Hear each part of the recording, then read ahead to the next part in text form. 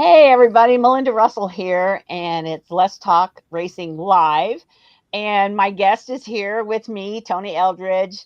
I'm so excited to have him on the show with me. So, Tony and I have known each other easily 10 years, maybe At more. least. We'll say 10 years, and that'll cover it. And I did some events with you for the announcers. What was that Announcer's called? choice. Yeah, announcer's Yes, choice. I think I did 2 or 3 events for send out cards with you guys, and oh my gosh, so fun. And Yes. and so we've known each other in a lot of different ways, through racing, hmm but we've done a lot of different things together. And so I ended up going to a race and I ended up getting to see you, which I hadn't seen you for a while, For a which was while. very fun. And so I was like, I want to have you on my show and talk about how did you get started in racing? Because we see all these people that we've known for a long time, and but I don't really know your story, Tony. Yeah. I mean, so I want you to share that with my listeners. And I apologize if you can't ask us any questions. I'm still working out some bugs with StreamYard and live Facebook. So if you want to post questions, try it. Otherwise, Tony, take it away. Tell us your story. Yeah. And if you want to ask questions, I have my phone beside me. You can Facebook message me and we'll get them on there. So, Okay. All right. so my story actually starts in Illinois. I was born in Aurora, Illinois. And the first racetrack I ever went to was Santa Fe Speedway, dirt track. Then like LaSalle and Kankakee. So as a newborn baby, born in the middle of June, so as a newborn baby, 2 weeks old, out at the racetrack, and just kind of came up through it. We moved to Indiana before I was adopted. I moved to Indiana with my bio parents, and we started going to New Paris, Plymouth, Montville, Angola, Bearfield, and so we just continued. So my funny, embarrassing story, even as a young boy, I dreamed of being a flagman. I always wanted to be a flagman. So I would take different colored shirts on hangers and stand out in the front yard and just flag my shirts all day, all night. And so That is so funny. that's all I had at the time. So you just make, imagination. Like we were kids, we didn't have fancy stuff. So No. I would stand out there with all my pride and joy and flag the cars as they drove by. And so it was just always a dream to work at the track. So then fast forward, I raced 3 or 4 years. I raced, really wasn't my thing. I raced at New Paris. I won a feature at Plymouth. I've got second in a mini stock at Kalamazoo. I won a championship at Montville. I've raced Bearfield, Angola.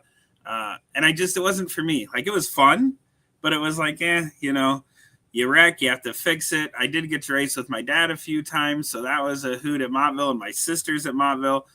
So I was adopted when I turned 18, and my adopted family, Larry Saunders and Robin Saunders, my mom and dad, they had always been huge into racing. I've known them my whole life, and so I wanted 1 year where I could help my dad with his street stock, and so we did one full season together where he would just show up. He always dreamed of just being able to show up to the racetrack, walk in with his bag and race, not have to work on it. And so he taught me such a tremendous amount. We gave him that year.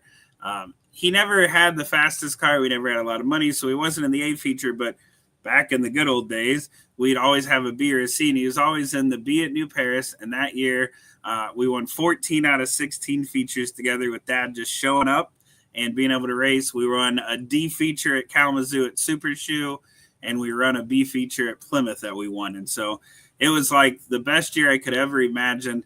And then the next year was when Donnie Klotz had sold New Paris to Keith Hankins. And Keith called me. We had known each other growing up, and he asked me if I wanted to be his flagman. And I'd worked a little bit at Plymouth with Caleb Woods and some guys down there, like getting my feet wet. And I'm like, heck yeah, I want to do this. So that started my journey. Do you So know what year that was? 2005. Oh, Yeah, this was my 20th full-time season in racing, working at track. So, yeah, 2005. So after that, I loved flagging, met a ton of great people, had some really awesome staff, really had a great time. And then from there, one day, Jerry Cannon, who was the announcer at New Paris for my entire childhood, he had cancer and was sick, and he couldn't make it all night long. And so Donnie came up and he said, "Hey, you want to announce and have Chad Pontius finish flagging?" And I'm like, "Why not? Like, this sounds fun." Now you're back. Now But you're back. You were froze up. Yeah, you were froze up for a little bit. So the last I heard you was it's 20 years you've been involved, and so kind of go back and okay. Yeah. So 20 years I've been involved. I started flagging, met a lot of really great people at the racetrack working there, learned a lot, learned like the in and outs of like behind the scenes and what it takes to really open up a racetrack and be at a racetrack. And then I don't know the year, a few years after flagging full time, Jerry Cannon, who was the announcer at New Paris for as long as I can remember, he had cancer, and one night he was really sick and he just couldn't make it. And so Donnie Klotz came up and he said, "Hey, you want to announce?" And public speaking was not my thing. Like, I was not a public speaker. And I'm like, yeah, why not? Sure. So Chad Pontius finished flagging. I went up and started announcing, and I'm like, this is the greatest thing ever. Like, you say yell and the people yell. I'm like, this is better than flagging. Like, I didn't know I wanted to do this. Yeah. So I announced for a long time, then took over as race director at New Paris, and then enter Michiana Speed Zone and MW Racing News. It was a local TV show that covered short track racing way before Flow and all that great stuff now. And so Scott Feaster hired me full-time as the host and production manager of the show. And we got to travel all over, meeting some amazing people along the way, doing the show for 3 seasons. 2 of my best stories with this, I'm a huge Bill Elliott fan, awesome Bill from Dawsonville. And we were at Winchester the first year Chase Elliott won. And so I'm standing there, going to be ready for my interview. He's getting out of the car. And I look up, and right next to me is Bill Elliott. And I couldn't even speak. Like, I'm just like, And so Bill put his arm around me and he said, "You want an interview?" And I'm like, yes. And he just starts laughing. Like, he thinks it's great. So I got to interview him, and then I got to interview Chase. And then 2 weeks later, he emailed me personally. He was like, "Can I get a copy of that show?" And so I'm like, yeah, you can. So a few years back, I end up in Georgia in Dawsonville. I went to see the pool hall and then go to their museum the family owns. And I was in there talking to Bill's wife. And I was like, long shot, but, do you remember this story? And she's like, yeah, we still have your DVD at home, and the Winchester trophy is in the museum. Oh, so super cool moment there. And then my second favorite memory with the TV show is we were at Berlin with Supermods, and Johnny Benson was there, another like huge childhood favorite. And I walked up to get an interview, and he brought me in, fed me. At the driver's meeting, he told all these people, "This is my friend Tony. If he needs an interview with you, you be nice to him." And I was just like, holy crap, like Johnny Benson just called me his friend. This is great. Yeah. So over the years, I've gotten to announce at a ton of local tracks. I've helped a lot of promoters and owners out. We got to do the 3 shows with you guys with Send Out Cards, which were amazing. We really had a great time. Our first one was at Montville. And it was just a blast. Like, we went in there and we had 140 some odd cars, and you couldn't get in the gate. Like, it was just insane. And you know what? I had never been to Montville, but really? I had heard a lot about it. And my best friend Gail went with me, and we couldn't even find a place to sit. Yes. And we ended up then, we had our table with all our stuff. We ended up then sitting next to this family that had driven like a long way. I can't remember where they were from to come to this race in Montville. And I was thinking, Montville, this isn't Michigan International Speedway, right? But it was crazy, and the racing was amazing. It was, yes, it was. I'm telling you, that was so much fun. Andy, Jack, Jason Seltzer, and we came up with this. I'm sure it was one of those like, hey, we had a couple of adult beverages. You think? Let's do something. We're like, yeah, okay. And it was probably the best thing I've ever done. Like, seeing drivers from 8, 9, 10 different tracks come to Montville. And Montville in the heyday was like the place to be. If you won at Montville, you were big time. And so it was neat to see. The best thing that came out of that, besides meeting a lot of great people and meeting and having you work with us and being there with you, was Merle Holden, God rest his soul, sent Jason, Andy, and I each a letter with a $200 check and said, "Thank you. We never want to do this again." I was like, I'm sure I still have that letter around here somewhere. It was the greatest thing. It was just too much funny for Merle. And that was more than Merle had ever done at Montville, yeah, I'm sure. Definitely. And he was just like, let's not. So then we did it a couple other tracks, and it was just so much fun. I mean, when you can bring, it was like Super Shoe on steroids. When you get all these people to come together, and people from everywhere just coming to be a different track every year. So it was definitely a lot of fun. Jason posted the other day, "Never again." And I asked, "What do you mean?" He was like, "Announcer's choice 4, never." And I'm like, well, you never know. Like, but it was just a great time. So from there, I continued working at New Paris for a while, and then switched to South Bend. I moved to South Bend for work and switched to South Bend.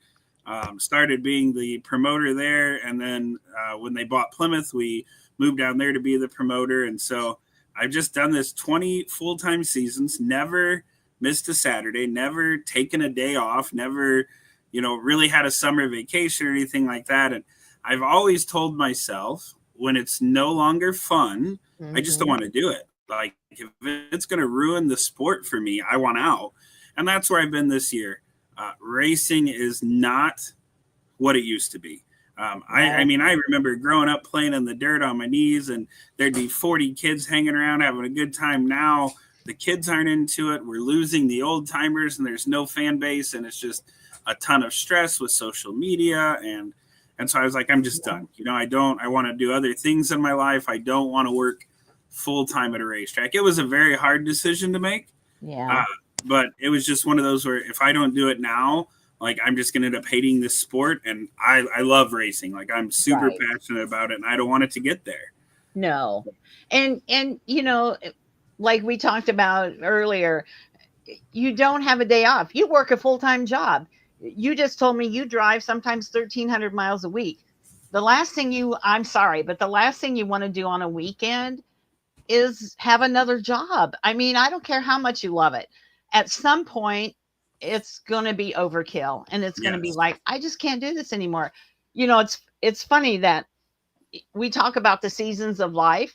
You just described several of your seasons of life, and now you're starting a new one. I've spent the last 2 days plus some days prior sorting and pitching at my house. Now I live in a nice house, and it's clean, but you accumulate too much stuff.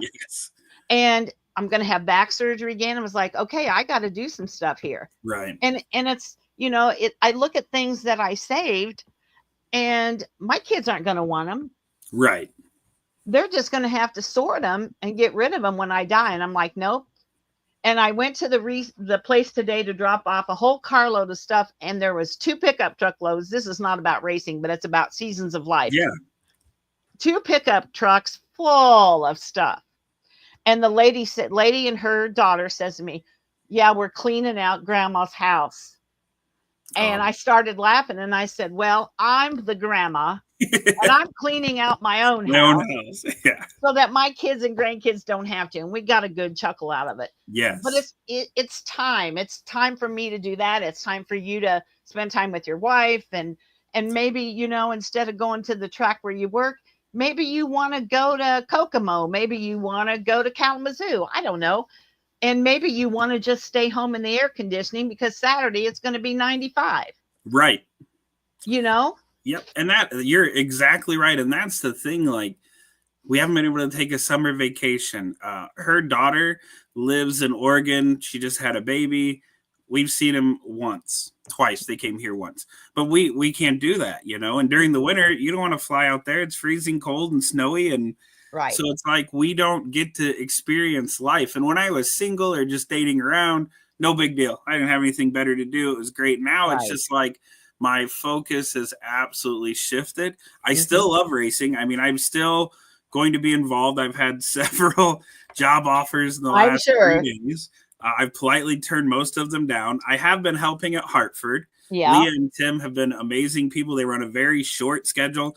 And my Mm-hmm. favorite part is I arrive at 6 o'clock on a Friday, and 10 o'clock, I'm usually walking out. No Yeah. one's yelled at me. No one's cussed at me. I didn't spend all week trying to promote. I'm not worried about if there's enough money to pay the bills. I'm just Yeah. flagging and going home. Or last year it was announcing. So we're going to continue.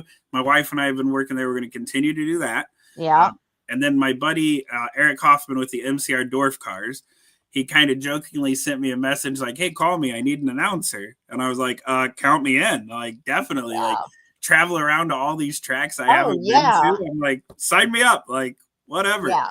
So I'll still be around and involved. We're definitely, I mean, we sponsor several kids that race.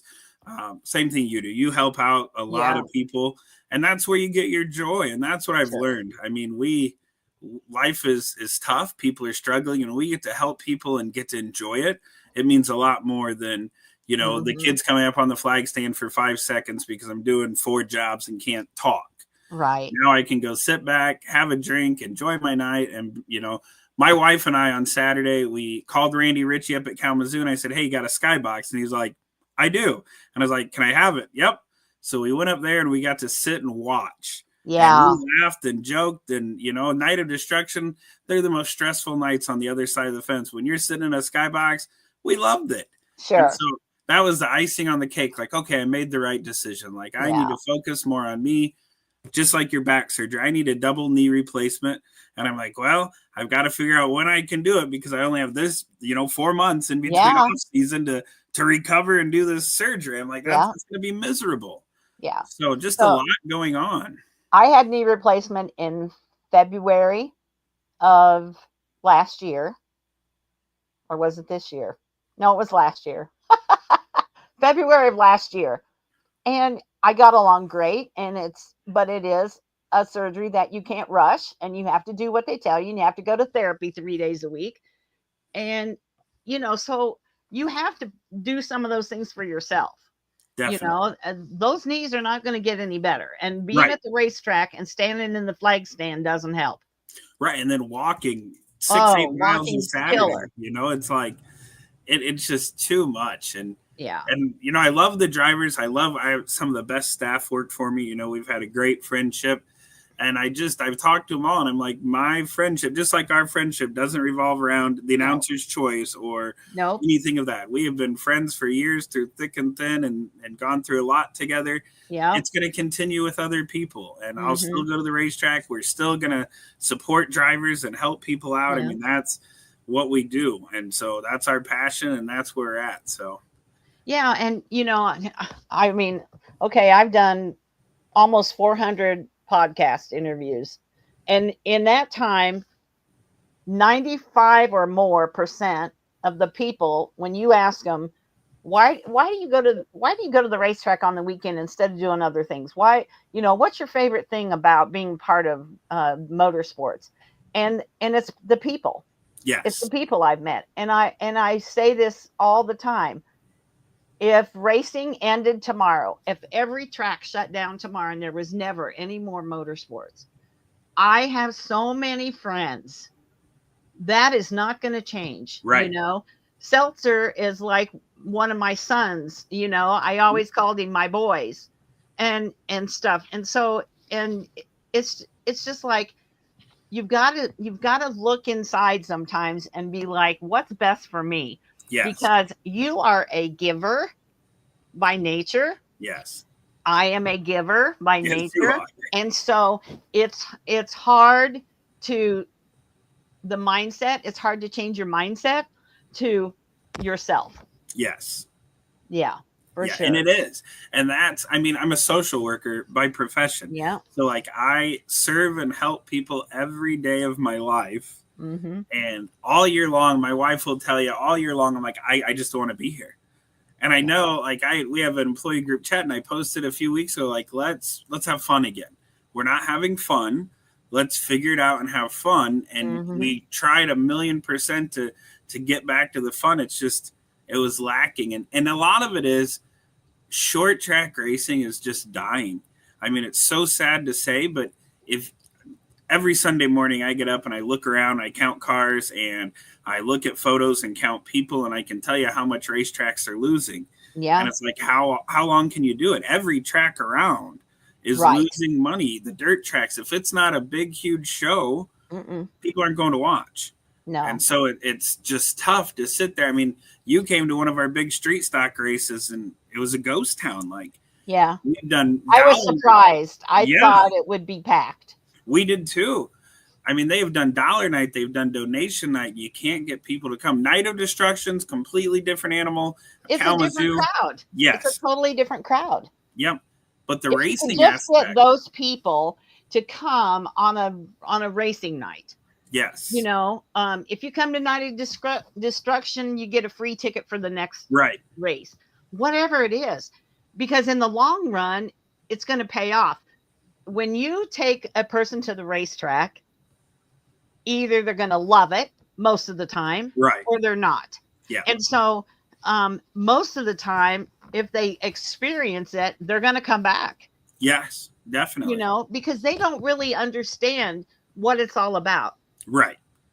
You know, I talk to so many people, and especially younger girls. I'll say, well, how do your friends at school? What are they? Well, they don't understand it. Yes. They think this or that. And I'm like, well, you need to bring them to the track to watch you race or hang out with you, you know, because that's where our future is. Absolutely. And and the other side about the racing, of course, the cost is not getting any cheaper, even for the lower classes. And then, you know, like you said, you got to fix your car because some idiot runs into you. I'm sorry, but not paying attention to the flag, you know. Speaking of New Paris, Ben Raber drove my Benji's car at New Paris. We were doing really good. They threw the yellow.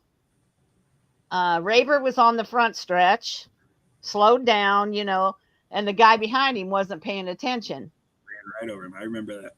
Right into the back. It ended our night. Yep. It's like, oh, are you freaking kidding me? And you know, that wasn't around the corner from Kalamazoo, but yeah, you spent a ton of money to get there, a ton of money to fix the car. Yeah, it's crazy. And that's the thing, like, even the kids programs, you can do anything. Plymouth 12 and under kids are free, and it helped a little, but they don't want to come. And if they do come, they're playing on the phone the whole time, or you know, they don't have a desire. And so it's sad because I grew up at the racetrack. I mean, myself, the Strimmies, Sleigh Balls, there are a ton of us that were our little clique, Ashley Wharton, Brandy, and we're all still friends to this day. We're all still involved in racing and trying to get their kids into it. Some of them like it, some don't. The mini wedge program, I mean, it did okay. Now it's $5,000 to get your kid in a mini wedge. Like, I know. People can't afford that. No. Like, it's just priced itself out in a matter of 3 or 4 years. Well, and a lot of times it's more than one kid that wants to do it in your family. Right. You know, if one does it, the other one wants to do it. I see that all the time. And they cannot begin to afford it. And that's the biggest problem, you know, which in life too, you know, you go to the grocery store, it's not getting any cheaper. And it's just Mark and I, you know, it's crazy. But the other part of it is it just seems like people have so many options of things to do, and the weather, you're weather dependent. It could be too cold. It could be too hot. It could be a chance of rain is going to scare people away. Yes. I listen to a lot of podcasts. I think I told you that. And I listened to one called In the Pits, and it's a show out east, Maine, Connecticut, somewhere in there. I don't even know how I got connected to this show, but anyway, I'm hooked on it. And I don't even really like the guys that are on it, but I listen anyway because I do, you know, like to keep up. And they talk about their area, but they also cover NASCAR. And Scott Tapley's on it, and he's a big friend of Ryan Preece's. So, you know, I do like to listen to it. But he was saying he's a promoter for a couple tracks. He said 23, it had been until the last couple weekends, 23 weekends in a row that there had been some kind of precipitation where they live. And, you know, he says every time, you know, I know you're sick of hearing it, but the tracks are losing money hand over fist, Absolutely are. or they have to reschedule, and then 10 of the cars can't come the next day, Right. and half of the fans aren't going to come the next Yep. day. And it's tough. I wouldn't want to own a racetrack for sure. But the $1 million question is, how do we get people to the track, and how do we get them interested? I mean, I have a whole list of ideas for somebody that owns a track, but they got to be willing to do it, Right. to do some of those things. And then the other thing is, out of sight, out of mind. So if you have a couple weekends that it's rained or it's been too hot or whatever, and somebody kind of gets out of the habit of going to Yep. the racetrack, just like maybe you get out of the habit of going to church, it's Right. kind of the same. Yes. Then you filled that time slot on Friday or Saturday night with something else. And so now, how are you going to keep people interested or up to date on what's happening? That's part of why I'm doing this show. Yes. Is at least say, hey, did you know that so-and-so won at Hartford, or this is what Hartford's got coming up, or whatever, because we need to keep promoting, and I do not want my local racetracks to close. Right. Same.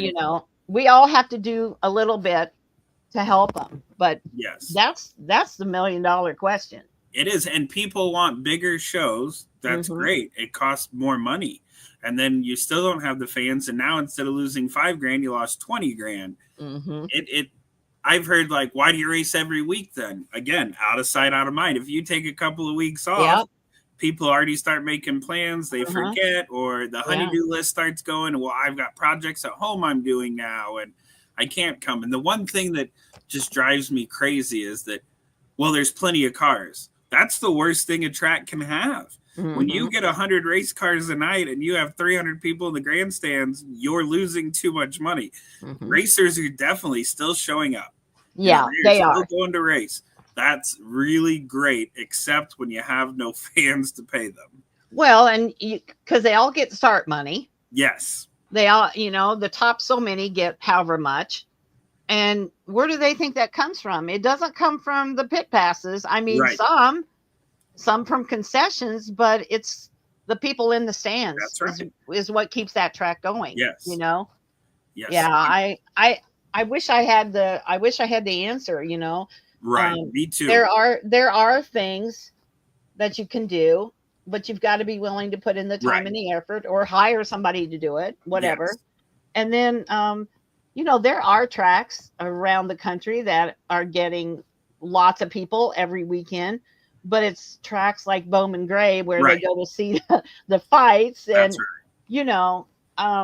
I just don't know the answer, but I keep hoping it's going to get better. Me too. And that's the thing. Like, if it was one track, then it'd be easy. It's a personnel problem, but it's everywhere. Yeah. And on a regular night at, we'll say, Kalamazoo, before Randy Ritchie opens the gate with his 110 cars, you're looking at $30,000 you're going to need to get through that night. Yeah. That is a lot of people that have to come sit in those grandstands. It is. To cover your employees, because that's the other thing. Your race day expenses don't just stop on race day. You have the lights. The lights at Kalamazoo Speedway cost, I guess, $150 an hour to be on. Yeah, I bet. And then you've got internet, you've got phones, you've got all this stuff you have to pay for. So before you ever get to the racetrack, so before you get to the oil dry, the food in your concessions, like all this adds up. So, okay, Randy had all that stuff in Kalamazoo, and how many weeks in a row did they get rained out? Yeah, quite a few. So now you got all this food, you're sitting on all this money you've spent, and there's nothing coming in, but you still have to pay your insurance. You still have to cover all these things. Yeah. And that's where I think people forget, even if you break even on race day, by the time you pay the bills, you've lost again. And so that's the struggle. And just like you're talking about groceries going up, the light bill has gone up. The internet bill has gone up. Our food costs have gone up. Things are not as cheap as they were 10 years ago. And it used to be, I mean, it still is. If you compare for Mark and I to go to the racetrack, in any racetrack, even for a big show, let's say it's $25 to get in a piece. So we're going to pay $50 to get in for like a bigger show. Well, if we wanted to go to the movie, by the time we paid to go to the movie, got popcorn and a drink or whatever it is, it's going to be easily Yep. $50. And it's a 2-hour movie that might be good, might not be good, Right.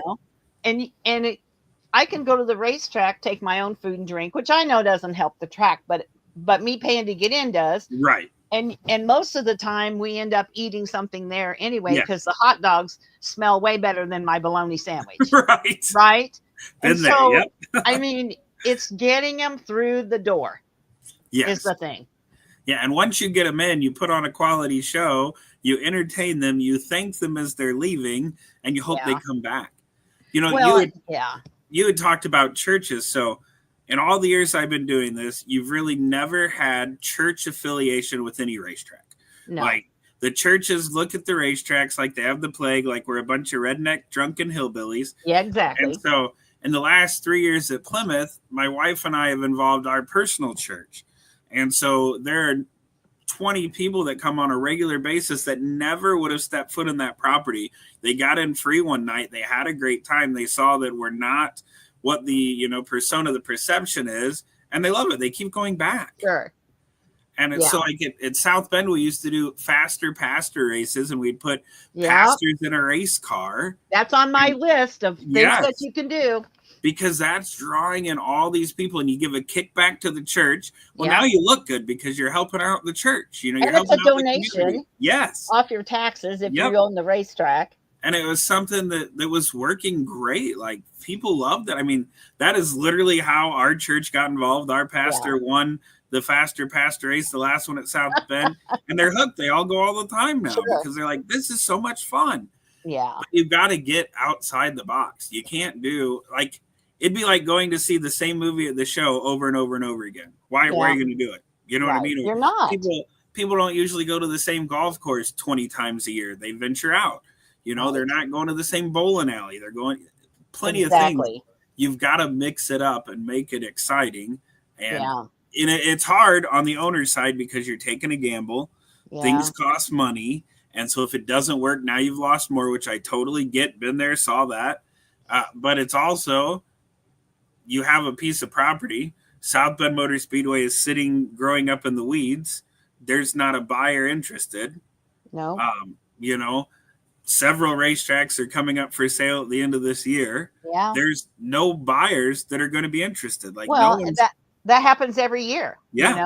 And it's a rainy year or it's a whatever year when the fans aren't showing up. And the next thing you know, this one's closing. There was one, in the pitch show that I listened to a couple of years ago. It was a huge track. And honestly, I can't remember now what it was called, but if I said it, you would know. And the guy kept losing money and he sold it for millions of dollars and they're putting up a mall. Yeah. That's going to happen over and over. We've seen it a lot in my lifetime. I've seen it. Avila used to have one of the nicest racetracks and drag strip right on the highway. Well, eventually that was prime real estate. You were right off of the main highway. Like we can have a racetrack here, and it's gone. Warsaw Speedway, grew up going there. That's where I went to school and graduated from Warsaw. Now it sits as an empty field on the lake because the Lakers didn't like the racetrack and got it shut down. Galesburg has been, oh my gosh, I can't even imagine. Struggle. Yeah, like to be Snails and those guys trying to run that place, like what a headache. When enough is going to be enough, and they're going to be like, listen, just put a lock on the gates. Like we're done. We're not going to keep fighting. And then the other thing for poor Galesburg is not only that guy. It's really one guy causing a lot of trouble. But then it's also then when the racers, and I'm not saying all of them because I have almost family that races there, but then you've got a couple people who just want to see how dumb they can drive. Then they fight in the pit and all this, and if I was them, I'd be like, you know what? I don't need this. Yeah. I mean, it's a shame because I like Galesburg and I like going there. It's close to my house. Right. I know people that drive 1, 2, 3 hours on a weekend just so their kid can race or they can race. I'm so spoiled. I could go Plymouth as far as I would go, or Berlin from the north to the south. Otherwise, I've got Hartford, I've got Galesburg, I've got Kalamazoo. I could go a number of places, but it's interesting though, Tony. I graduated from Warsaw High School too. But it was Illinois. Really? I never knew that. That's funny. Wow. I graduated Isn't from that funny? Warsaw, Indiana. I was That's in funny. Warsaw, Illinois. So anyway, that's funny. I had to get that in there. That is good. Yeah. So Um, yeah, if anybody's got any magic ideas, but you said something about a cost in the racetrack. If they had to hire somebody that would do some of that stuff, and the promoter, whoever, but a lot of the things on my list wouldn't cost them a thing. right. It'd be time. They might have to pay the person something to do it, but if they sold 4 tickets, it would probably more than Right. pay for that person's hour of time or more. Girl Scouts, Boy Scouts, Little League teams, the Kalamazoo Growlers do all kinds of cool stuff to get Hmm. people in the stands, because that's not a huge crowd of people going there either. Right. They have the same problem as a racetrack, but they do a lot of fun promotions. And there's things that they can do, but I think as an owner it gets discouraging to the point where it's like, you know what, why do I even try? Yes. And you know what's crazy about like the Girl Scouts and Boy Scouts? You can offer them all free tickets, and you can't get them to come to a racetrack. Really? I had one time, and all the years I've done this, I got them to come to South Bend to present flags on like Memorial Day or Independence Day. But racing has this bad rap about Yeah. fighting, and and honestly, my brother's been in NASCAR the better part of 30 years. It has turned into arguing, fighting, shoving, pushing. Yeah. So people sitting at home that are clicking through TV and see that are like, yeah, this is why I don't go down to Kalamazoo, Galesburg, Plymouth. This is why I'm not going. I don't want my kids around this. And they Yeah. have no clue that that's a rarity. Right. It's not. And so I've tried some of those ideas, Yeah. and people are like, well, we're busy this weekend. And I'm Yeah. like, we'll give you, your parents, like 100 free tickets. Bring whoever you want. Gone to schools and handed out Yeah. tickets, and it's like it's just sad because people have this persona. They have that mindset. Yeah, but then on an NOD, when you do have idiots and fighting, they pack Yeah. it out. I'm just like, what is wrong? Like, I don't People love understand. to see crashes and Yes. stuff torn up. That's why. Yes. My You wife know. is one of those people. Like, she loves NOD. She was living her best life at Kalamazoo watching the bus trailer races. Like, that's her thing. She loves it. She likes racing, but you tell her we're going to a bus race, she'll be waiting on me in the truck ready Yeah. to go. My son-in-law worked a race with his Bobcat, I think. I don't know what he was doing. I didn't have a chance to go there that night, but yeah, it's it's amazing to me what people will pay money to do. Yes. And yet you and I both know that a regular night of racing at any track that we cover is a good night. Yes. I mean, some are better than others, but right. it's always fun. Yes. And that's the thing. Like, one thing, and I don't have a good answer to this because people don't want to be there. When we were kids, we'd be there from noon to midnight, 1 a.m, and never complain. Now they want to be there from 6 to 9:30. Yeah. 7 to 10. That's it. So, like, people have said, you've got to get the drivers to meet the fans more. And it's like, you just don't have time. Like, the drivers, we tried this year. My wife and I bought some really cool photo backdrops. Everybody wants Instagram photos. Yeah. Didn't work at all. Like, didn't see. I mean, we had a mascot. We had Connor Powell come be our mascot every week. Didn't help. And I'm like, so I don't like. We tried really hard. My thing was like Andy Jack, big into hockey. They do all kind of dumb stuff at hockey, and I'm like, we've got to do that. Like, hockey games are full. Yeah, and they are.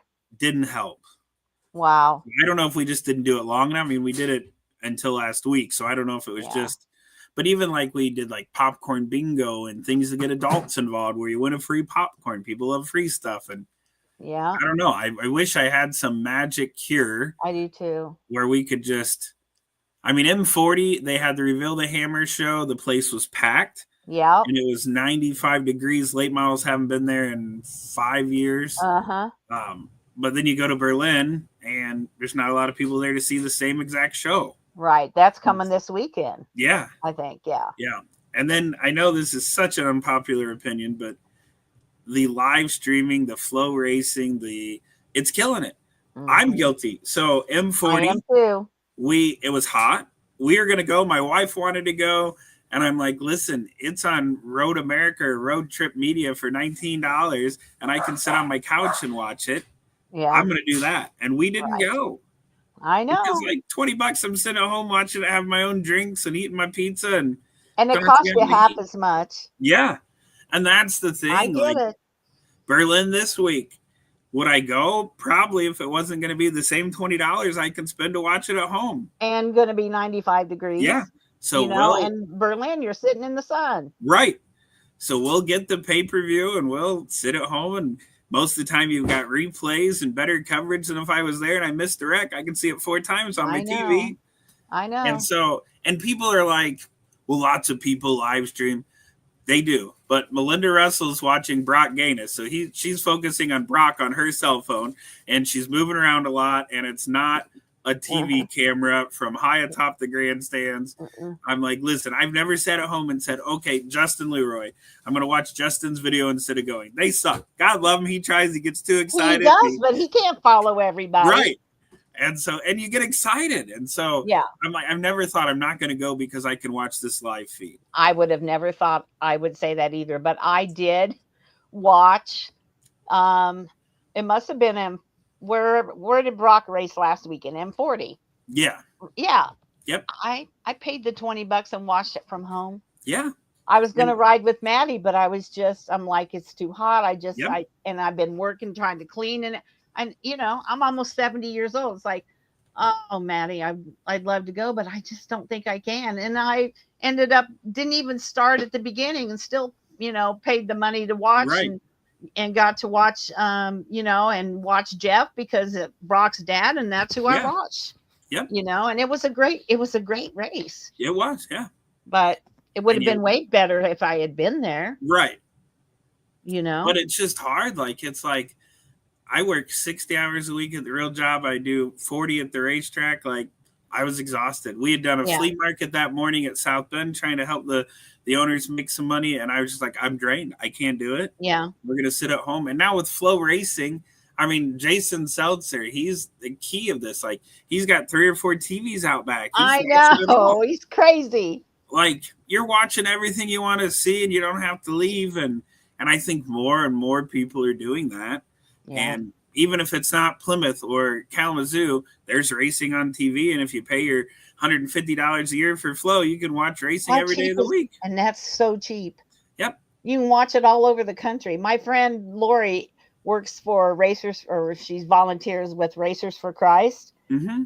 And her husband is a retired pilot, but he got his, he does fire or medical stuff, like even for NASCAR when they're in Iowa and stuff. And they travel with High Limit. So they're at every High Limit race, and she does the prayer and Racers for Christ, and they hire him to be on the medical team or whatever. And I'm like, damn, that sounds like a lot of fun. Yes. To go wherever they go and watch all those people race. And they've gotten to be really close with a lot of those people. And it's like, man, that sounds like a lot of fun. Yes. But I can watch her on Flow. Right. I can't go all those places. Right. So you can still sit at home and watch every week and see everything. And like I said, the replays are insane, Mm-hmm. And then even like Race Monitor, Race Pass. Yeah. I like racing, so I can sit at home and watch the race in Iowa for High Limits and keep an eye on Plymouth, Kalamazoo, M40. I do it all the time. Yeah. When Maddie was racing and McKenna and I couldn't go, I have Race Monitor and my Race Pass and whatever they are. I interview a gal and she says, I'm going to be racing at such and such. I find her. Yeah. The technology is amazing, and it is killing the racetracks, I think too. I love it because for me, as I get older and that, it's great for me, but it is hurting the tracks, The other thing is that, sorry to interrupt you. The other thing with that really hurts is, okay, it's 90 degrees out today. I kind of want to go watch Brock race. It's hot. Let me see how many cars are there. Oh, 46 cars. Yeah, I'm just going to stay at home. because they're like, that's Yeah. not really going to be worth my time. And for some tracks, under 50 has been the normal car count. People, I get on there and look and think, man, I was going to drive up there, but they only got this. You know, maybe I'll just go to Owasso, who has 100 cars tonight, or I'll just stay at home. Yeah. And that's what I can't get people to understand. Like, this technology, absolutely amazing. It's great. And it's killing us because people are getting on there. Before, you had to drive your happy butt to the track. Exactly. By then, you're already there. So if they only had 50 cars, it didn't matter because you drove there. Now, everybody, if you go live at a racetrack, how many cars are there? Show me the pits. And that's what they're basing their decision on. Yeah. Yeah, for sure. And, you know, we have fickle fans. Yes. You know, you said you're a Bill Elliott fan, you know, and so I was a Kyle Busch fan, still am a Kyle Busch fan. Of course, now I'm loyal to my hometown boy, Mike Carson Hocevar, and I love that he's getting so much attention. I don't care if it is bad attention, right? Because if they're talking about you, then that's what right. is it they say? Even if they're talking about you negative, they're talking about that's you right. and not Still somebody publicity. else. That's right. And you know, a lot of people are coming on board with him, and they're saying, you know, if you follow social media, which I know you do, they'll be saying, hey, this is like the old days racing. Dale Jr. never got in trouble for doing the thing, or Dale Earnhardt never got in trouble for doing the things Carson's doing. But I'm sorry, but you got some drivers now in the Cup Series that are kind of whiny babies. They were real successful, or they're on, you know, they drive for Penske or whoever, and they think that they don't deserve to be bumped in the bump, you know, or whatever. Right. And it's like, you know what? I want to see a good race. And man, the race at Echo Park was amazing last weekend. But, you know, I love what Carson's doing. And more and more and more people are getting on board with him. And that's the thing. Like, people are talking about all the gimmicks and stunts NASCAR's doing and going here. They have to. They have to. If they're losing their TV ratings, there's not going to be a NASCAR. You know, like, those people are spending a fortune to go to put on these shows, and not a lot of people are going to watch the NASCAR race. I mean, it's getting better. Like, it's way better this year, and a lot of it, you know, they talk about when like Michigan only has one race anymore. Yes. Then it's either I'm going to that one race close to my house, or I'm not going to get to go to a race, and so it gets more people to come to that one race, which, you know, I don't know what that track, how it makes money the rest of the year, but there's things they can do. Right. I was really good friends with the lady that ran Phoenix, and now she runs the Chicago Street Race, which is this weekend. Yeah. And she was on a podcast, Julie, and, you know, she said the same thing. You know, they had a tremendous crowd the first 2 years at the Chicago Street Race. Sure. This is going to be it. Now they're going to be going to San Diego or somewhere. Right. You know, and so you have to mix it up to keep people interested. Even the small tracks, you know, people want more than just a race. They want to be, they want some entertainment. Yep. You know, and that's hard. A track can't always have extra stuff going on. Right. And one of my favorite things about NASCAR now is that everybody's a pit reporter or a commentator. Carson has done it. Like, everybody. Well, that's cool because he's great at it. Yeah, you know, and you're getting to talk to all these guys, like listening to Kevin Harvick and those guys. Like, you're getting to know these people completely different. Yeah. You know, they're arguing back and forth about, I thought this, I love it.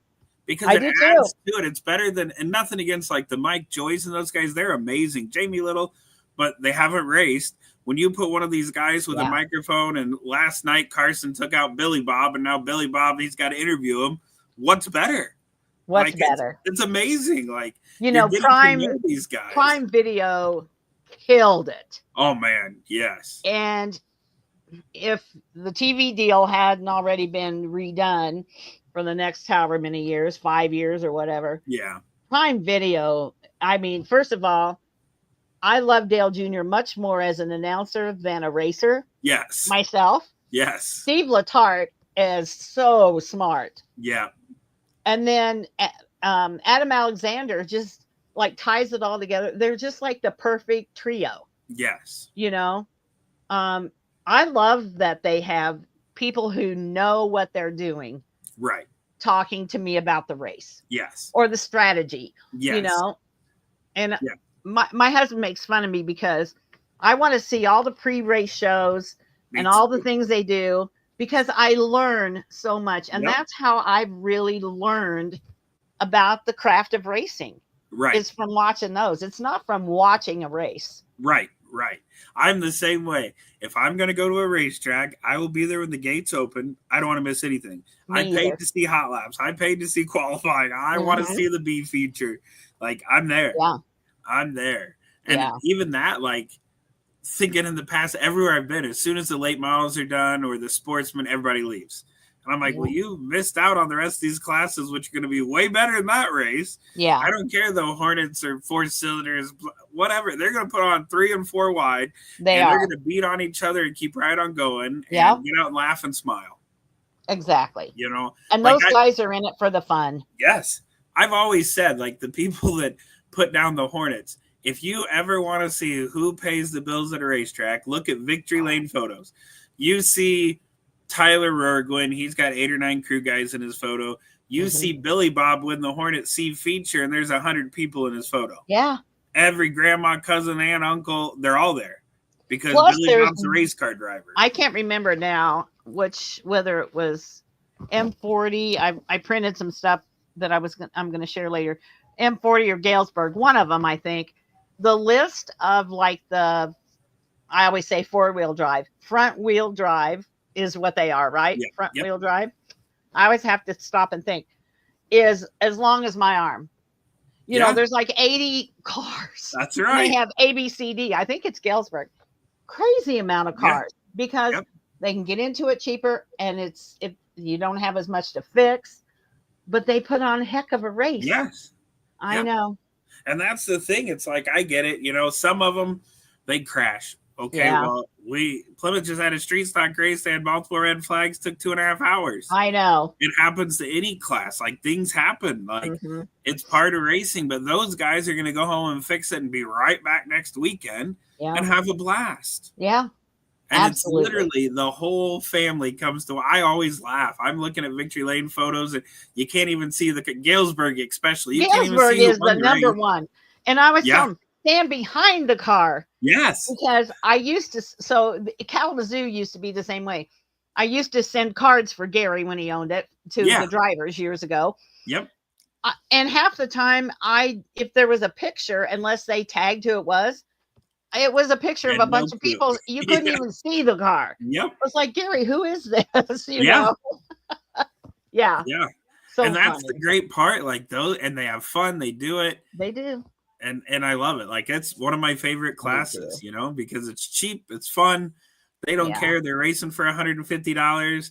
And boy, if you give them a trophy, then they're going to go crazy because they love it. And Yeah. they take it to work with them. And Oh, you yeah. know, We used to give away when we did our send out card stuff. Do you remember the big ass trophies? yes, They were yep, 6-foot 6 foot trophies. tall. Yep, And, really, at the time, they didn't really cost that much more than other trophies. right. And people were so tickled to have that huge trophy. Yeah. Now, I don't know where they put it when they went home, but huge trophies. But Yeah, and that's the thing. They love it. Like Crown Trophy Mishawaka that does a lot of stuff for Yeah. me. That dude, Travis, and his wife, they come up with the neatest trophies. Timmy Mhm. Horvath. Oh, he's 855. amazing. Man, and I'm like, dude, when I raced, we got a little plastic trophy. Like, I might have wanted to race more if I was winning stuff like this. Yeah. Like, Timmy Horvath is so creative Yes. with his trophies. Yep. Yeah, I'm not familiar with Crown as much, but I know he does an amazing job. Yeah, for sure. and that's Yeah. what it takes. So you got to have that little extra, like, the big checks have become a huge hit, you know? Huge hit. And everybody loves them. They're easy to hang up in your trailer, your garage. Yeah. So, like, Plymouth was giving away Hornet B feature. You got the same big check as everybody else. And those guys thought it was the neatest thing ever. Mhm. Like, they didn't care. It was like, look at what I won, you know? Yeah, exactly. Oh gosh, Tony, our hour, it's almost been an hour and we could talk for another hour, you and I. For I know we could. days. We For have the days. best stories. I mean, you mentioned Ben Raber and your Ben, two of the funniest guys I've ever met. I mean, I have stories for days on both of those guys. Like what Yeah. an impact they had. Even the announcer's choice stuff, like your Uh-huh. send out cards booth. When you brought about the big ass trophies, I thought you were gonna say, "Do you remember the brownies?" And I'm like, "Yeah, I kind of Oh, miss getting brownies from okay. you." Well, they still make those Do they? brownies. I didn't know that. Yeah, that Yeah. was. But even then, look how much work you did to Yeah. send out cards. Like after the announcer's choice, you sent a card to everybody. Mm-hmm. 150 cards that you've Yeah. got to go through and find addresses, and Yeah. that's what people like you are literally what the sport is missing. Like things they don't do that anymore. No. Even my last quick point, even finding help at a racetrack, Yeah. you can't beg people to work. When I Mm-mm. was a kid, I would have paid to work at a track. Like we sold the mark times and programs, Yeah. and now you can't find anybody. And if you do, they want 40, $50 an hour. And I'm like, yeah, we can't. Like, what are you going to pay? Like, we can't Are do you a that. college graduate? Whatever. Yeah. Like Yeah. that's not happening. No, I know. I know. I just, I just keep hoping all these tracks that, people realize what's going on. You can talk to people in Kalamazoo that don't even know there's a racetrack here. Right. And I don't know how you fix that. Advertising's so expensive. This is a free way to Right. promote, and so that's kind of where people go. But yeah, I love racing. I think back to how I got really interested. My first husband, when I lived in Warsaw, Illinois, north of Quincy, Illinois, which had the racetrack. And Benji was about 4 years old, and we would go to the racetrack, and he would sit on the front row. It was a dirt track, probably still is. He would sit on the front row and never move Ooh. unless he needed to go to the bathroom or wanted food. Yeah. Then right back to his spot. We always had to stay so he could sit in two cars. John Miller and Ronnie Monroe, those were his favorite. We knew them. We knew Yeah. those two guys. And he would always sit in the car. And my dad was a farmer. I wasn't brought up watching NASCAR, didn't even Right. know anything about it until we started going there. And then, that was our life until he started playing baseball. And, Yeah. you're at baseball tournaments in the summer. But then, he graduated from high school and took his graduation money, $5,000, and bought a race car behind my back. And that was not good. Yeah. But what are you gonna do? So you Right. you can't fight him, so you're gonna join him. Yes. And the first night I went to watch him race, Brienne was little. She was probably, I don't know, maybe 4 or 5 years old. She was sitting on my lap. He came out in his car, and she looked at me and she started crying. Well, that's how I felt. I wanted to start crying, but Right. I couldn't cry because she was. And then some old guy was going to show this young kid and ran him in the wall, and he broke his hand. And he didn't know enough to let go. Right. He broke his hand.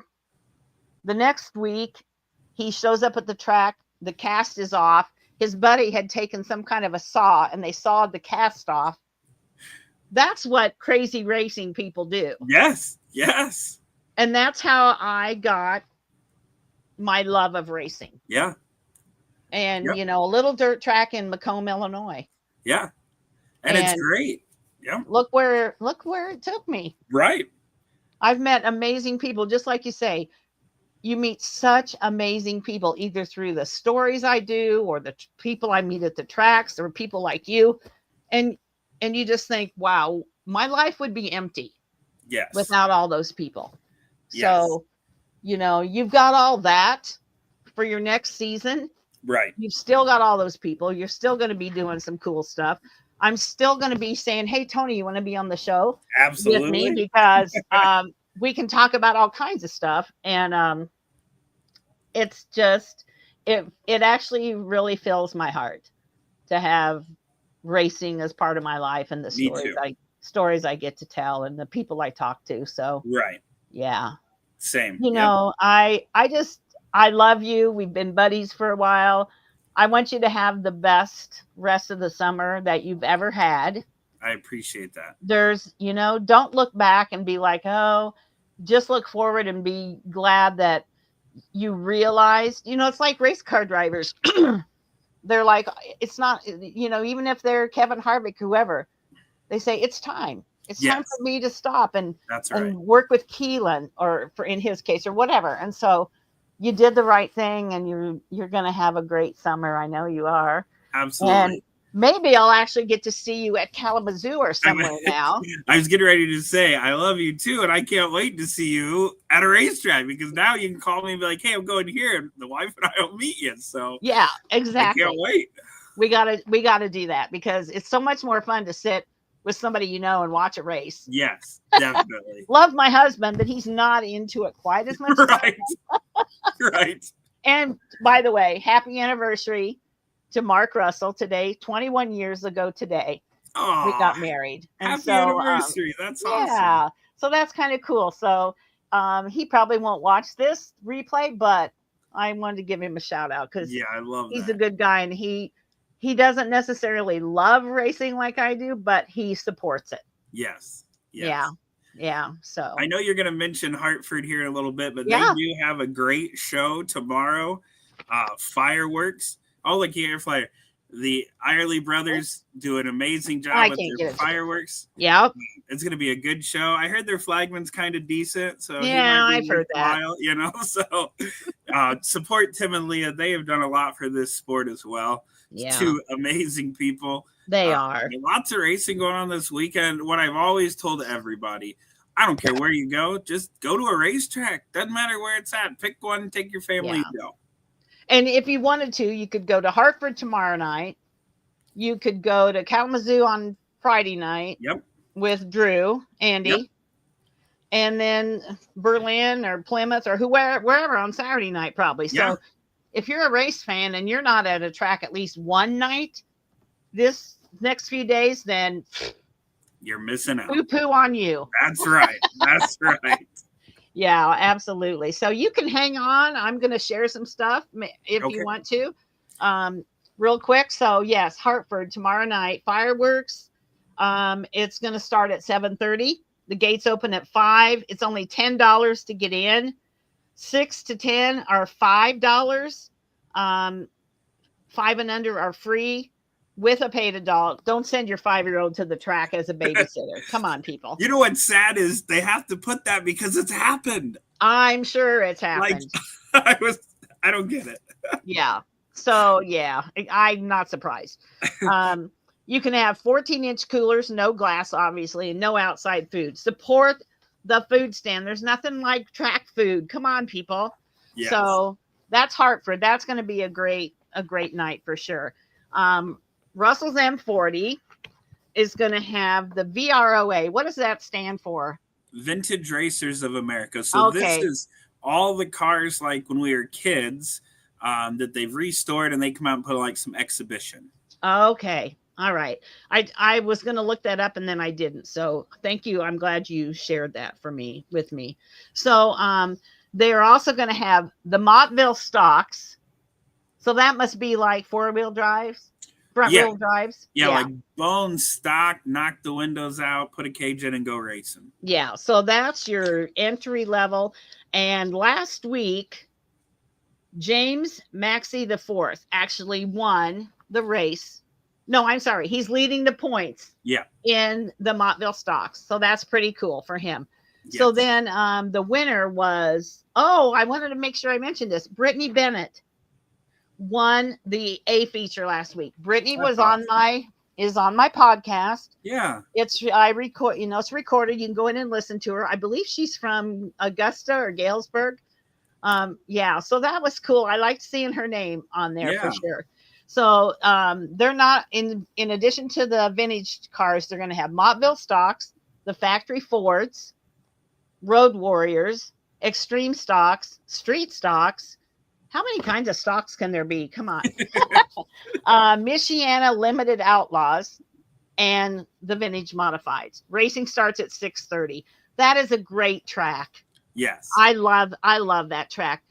Sometimes it feels like I'm going in the middle of nowhere when I go there. Yeah. But once you get there, that is a great track. And their concession stand is actually really good. Yes. Too. So yeah, hang out there. So I wanted to talk a minute about the National Compact Touring Series presented by RevX, which is our friend. Do you call him Drew or Andy? I still call him Andy. I know that Okay. he goes by Drew a lot, but I can't do it. He He's Andy does. to me. I can't. I got to ask him what he prefers. So Right. anyway. So this Friday, I'm going to read this. This Friday, July 4th at Kalamazoo Speedway, the National Compact Touring Series, presented by RevX Oil, is proud to host a Kid Again, a special night for 48 amazing families, which will be 211 people. They're inviting the drivers to create and bring autograph cards to sign for the kids, a small gesture that makes a huge impact. Plus, some of the drivers will be heading up to the party deck to hang out, take photos, and create unforgettable moments with these fans. So let's make this a night to remember. So they're going to have, it's called America Night at the Zoo, fireworks. Adult tickets are $25, kids 6 to 12, 10. 5 and under is free. Pit gates open at 1. Racing starts at 7. It's brought to you by Great Lakes Promotions, which is Andy, Drew, Jack, whatever you want to call him. And yeah, that's going to be so fun. And what they do for those kids and those families, Yes.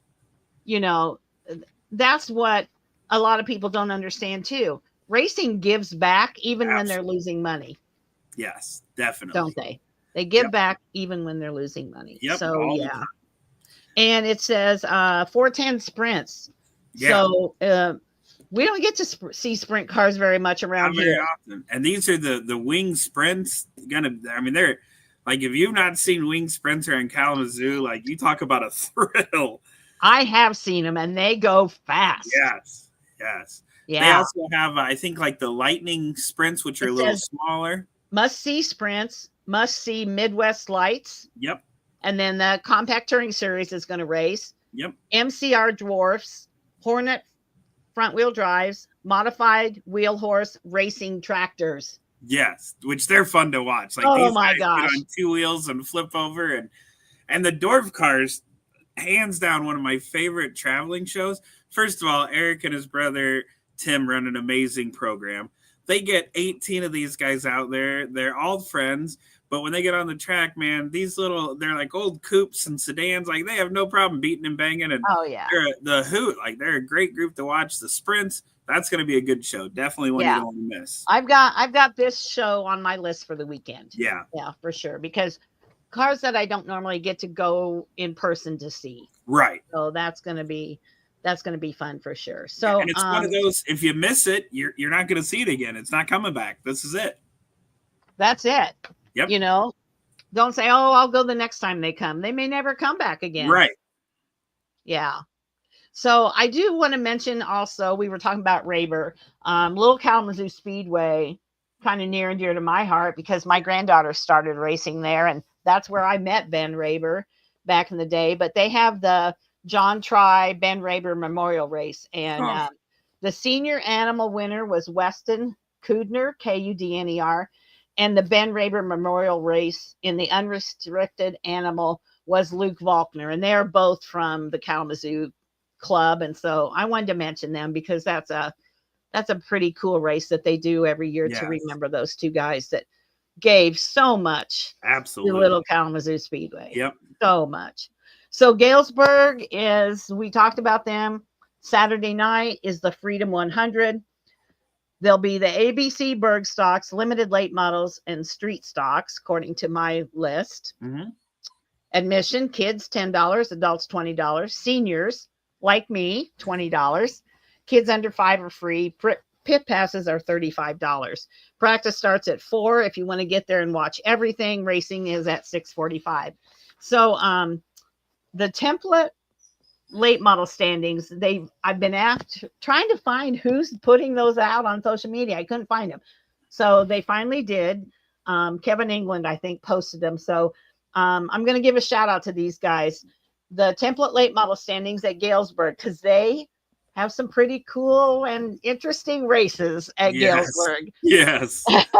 So the template late model standings right now are Jerry Osterhaus, Scott Gary, Josh Trammell, Jesse Van Avery Jr., who is going to marry my granddaughter, by the way. Yep. So I always want to get his name in there. Matt Edmonds, Matt Stanton, AJ Foote, longtime racer. Everybody Yeah. knows AJ. Landon DePlanche, Terry Humphreys, and Anthony Foote, which doesn't fall far from the tree That's right. because his Talented young daddy's man. taught him probably everything he knows. Yes. Now, the street stock standings, top 10, Jesse Van Avery Sr., Scott Gary, again, Scott Gary's name, Brad Van Avery. Brad is running the car, Adam's car, Yeah. that The we lost Purple Adam this Deuce. year. Yep. Fourth is Bo Brady, Anthony Duell, Ethan Easy, Josh Van Duzen, Colin Bozell, John Kennedy, and Eddie Bergen. That's your street stock standings at Galesburg. And then the last one I'm going to share is the Berg Stock A class. And right at the top, Will Slaughter. Isn't he always winning races Yeah. at Galesburg? Always. Isaiah Higdon, Dylan Rose, Danny Payne, Brent Denton, April Patterson. Yeah, got a woman in the list. Dwayne Crum, Jesse Hard, Lonnie Green II, and Bridget Watson, another gal. Yeah. So glad to see those women out there, making some noise. So yeah. So, and Gingerman is my last one. So have you been to Gingerman? I have not. Oh my gosh, I want to go. So we were there for Grid Life, which was about a month ago. And I'm telling you what, it was packed. The racing was crazy. And we had never been to that event there. We'd been to a couple others. I said to Mark, next year we're going to come early with our lawn chairs up on the hill where the shade is. Yeah. And we're going to be there for the day. So much going on. I interviewed 3 or 4 women. There's a lot of women that run in that series. And that is a fun place to go. So this weekend, they're having the Independence Day weekend is Saturday, starts at 6 a.m. But I know I'm not going to be there till then, through Sunday at 7 p.m. But it's called the Rev Match Track Days. I really don't know that much about it. I tried to look more up about it, but it's a great place to go. They usually have good food there. Let me tell you, we ate there.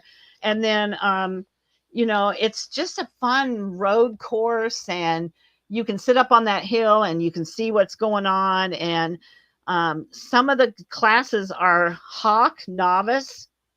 I tried to look some of these up. I need to do better about knowing what they are. But, if you live over in the South Haven area and you want to just make a short trip, it's really close. Yeah. It's got a South Haven address. So, head out to Gingerman Saturday during the day. You can Google Gingerman Raceway and find out all about it. I just saw something posted last night about it. So I didn't have a chance to really get the details, but love to promote all these tracks.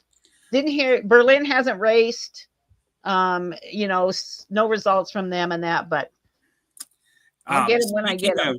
Some women that have been on your podcast, Melissa Keys from Left Turn Graphics. Oh, a long time ago. I need to have her again. Super great supporter racing. She is actually leading the points in the Hornets at Plymouth and has been on a rail. Just won. Yeah, with Fast Time, she just won again this past week. So she's a huge supporter of everything you do and loves watching you. And so she is really having a great year. I got to have her on again then. It's been a long time. She was one of my, probably 2018 or 19 guests. Yeah, it's been a minute. Yeah. So I'll reach out to her, Tony. Thanks for mentioning that. Yeah. Anybody out there, if you know a woman that's racing, I do Women's Motorsports Network podcast, and 2 or 3 a week I try to do. There's so many women, Tony. Yes. I can't keep up really. And so somebody said, well, what days do you release? I said, I release them as soon as I get them done and ready. Not always a certain day, because some weeks I might have, I was doing 3 interviews a day, 3 or 4 days a week back before racing started. Right. Because they were all available. Yeah. Now they're racing. It's harder, but But yeah, amazing stories. I just interviewed a girl, and this will be the last thing I share. I just interviewed a little girl. Her name is Lizzie Vogel. and she's 8 years old. And I love telling the stories of the women. Okay, Yes. don't get me wrong, but I love interviewing the kids. Yes. So Me too. Lizzie Vogel's 8 years old, has big glasses, and we were, doing a Zoom or doing StreamYard like you and I are talking, Hmm. and she was kind of shy, and she would shake her head, and I said, "You got to use your words because they can't hear you shake your head." So her mom was helping her, but come to find out, and I talked to her quite a bit before I even realized this. She was born with a cleft palate. Oh, She's had 12 surgeries. wow. I didn't even notice it when I was talking to her. After she mentioned it, maybe I could tell a little bit, Yeah. but I didn't even notice it. And then she raises, she gets donations for care packages that she sends to kids.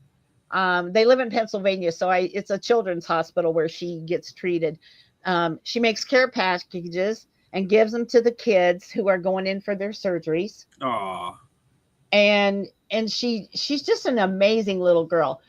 That podcast is probably going to release early next week, and I just encourage anybody to listen to it, not because it's mine or because it's a little girl, but her story and what she does to give back.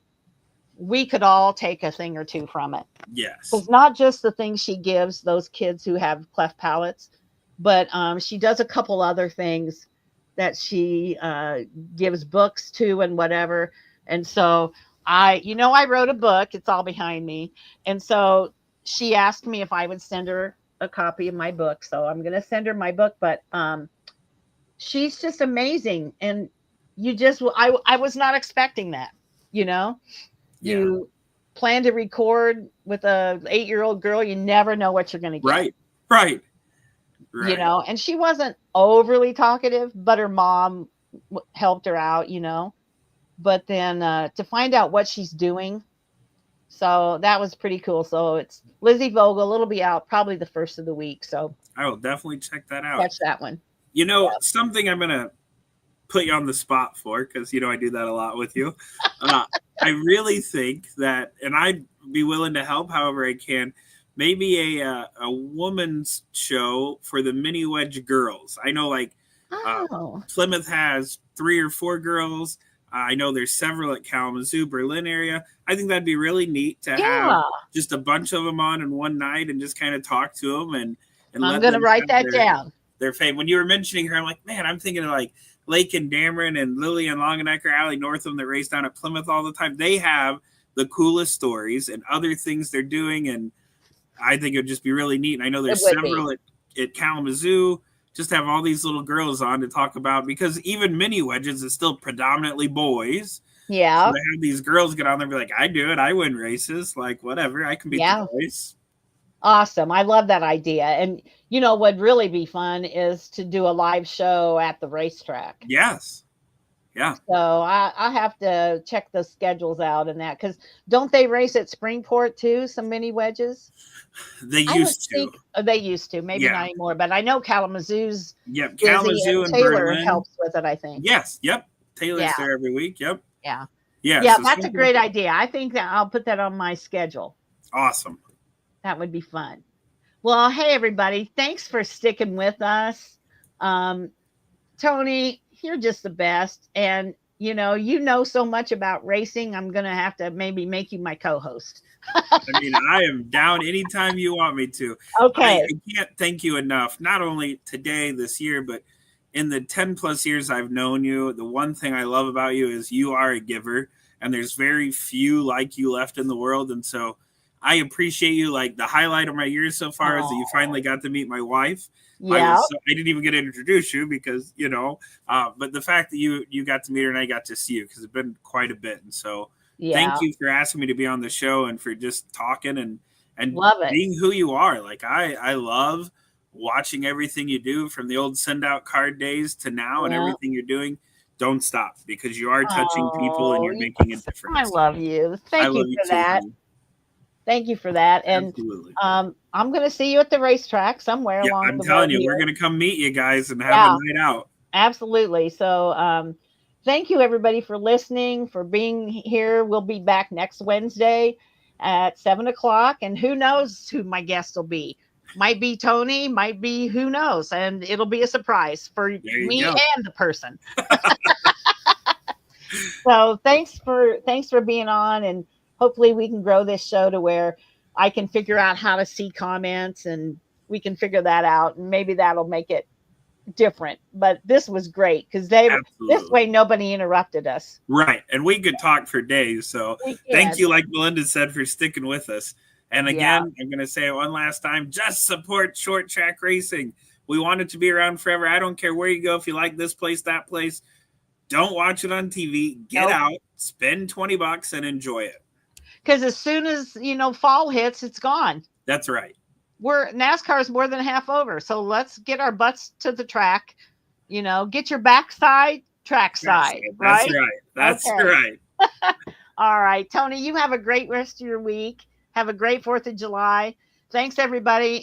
Celebrate the 4th of July on Friday, Saturday, whatever you're going to do. And we'll talk to you next week. Thanks, Melinda. Yeah, thank you. Yep. Bye-bye.